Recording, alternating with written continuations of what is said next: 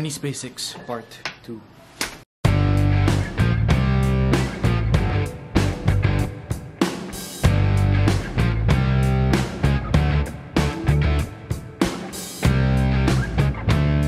Welcome back to the channel. My name is Daniel and this is part 2 of Arnis Basics. In part 1, we talked about some basic single stick movements that you can get started with if you're learning Arnis. In this video, we'll talk about basic double stick techniques. Now before we get started, I just wanted to make a few things clear, especially if you're a beginner.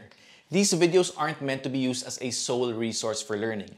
I really just wanted to give some starting points for you to get started with if you're a beginner or you're curious or you want to learn a little bit more about the art before dipping your toes a little bit further. These are based on what I've learned over the years, but different instructors, styles, and systems may have different approaches and different frameworks to teaching the basics and the rest of their curriculum. If you end up wanting to learn formally, I always suggest getting a teacher to guide you. I think that's the best way to go about things. But at the end of this video, I'll be giving some suggestions for online learning resources that you can use and learn on your own at home. So having said that, let's get started.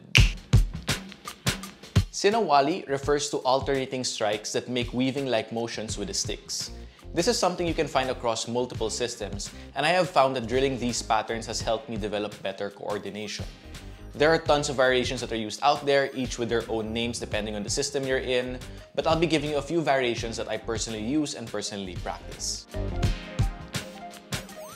Starting from a position like this, the first strike is a downward diagonal strike to the temple. The second strike is a backhand strike with the other hand, while clipping the first stick.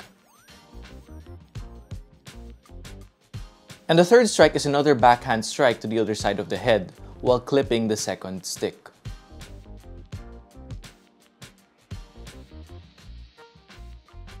You can do the same thing from the other side.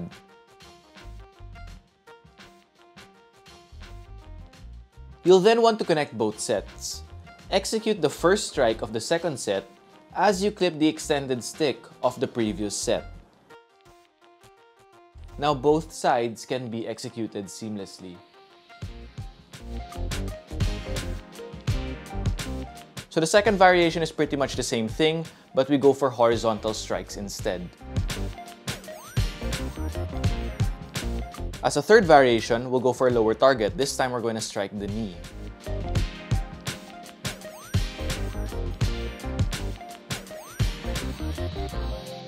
Now let's try mixing it up. Change up the arrangement of each strike, go high, low, high, high, high, low, and so on. Experiment and play around with the movements. This can be used to drill coordination, spatial reasoning, or simply just to exercise creativity.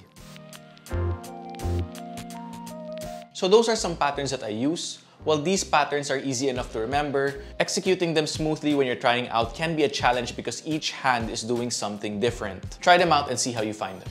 Now, while I enjoy sharing some tutorials here on YouTube from time to time, it's not really my intention to put out entire curriculums or comprehensive structured formats of lessons here. There are so many other people who are already doing that here on YouTube, and honestly, some of them might even be better teachers than I am. But if you are looking for something more structured, more formal, here are some suggested online learning resources that you can use and you can learn on your own at home. First is the Budo Brothers digital seminar called Martial Arts is for Everyone. This is a Kali and Jeet Kune Do based curriculum taught by Sifu Singh.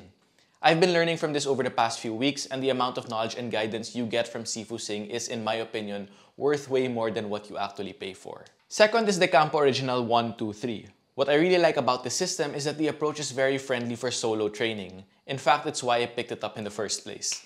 It's also a minimalist system in terms of how many patterns there are to remember. Emphasis is instead placed on the principles of movement rather than being overly technical and trying to cover every possible angle of attack.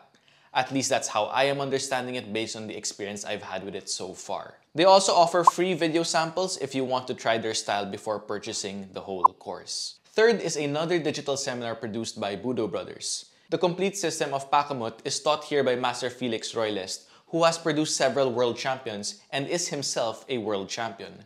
Now, I'll be super honest and say that I've only really browsed this curriculum. I haven't given this serious attention yet. But given that it's produced by the same people who produced Martial Arts is for Everyone, which I super love, I have good faith in this material as well. I'll put links in the description of this video to all these sources. Hope you guys enjoyed this video. Comment below your thoughts and I'll see you in the next one.